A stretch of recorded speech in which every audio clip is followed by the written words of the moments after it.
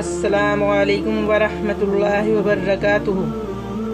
علی رضی اللہ عنہ کہتے ہیں کہ فاطمہ رضی اللہ عنہ نے مجھ سے آٹا پیسنے کے سبب ہاتھوں میں آبلے پڑ جانے کی شکایت کی۔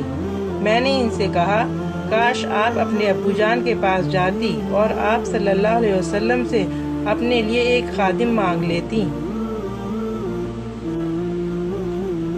وہ گئیں تو آپ نے جواب میں فرمایا کیا میں تم دونوں کو ایسی چیز نہ بتا دوں جو تم دونوں کے لیے خادم سے زیادہ بہتر اور آرام دہ ہو؟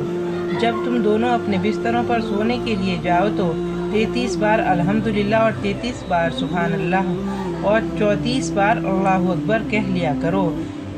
اس حدیث میں ایک طویل قصہ ہے۔ امام ترمذی کہتے ہیں اے اللہ تعالیٰ تو ہماری تمام پریشانیوں کو دور فرما اور ہمیں دین کے راستے پہ چلنے کی توفیق عطا فرما۔ آمین ثم آمین۔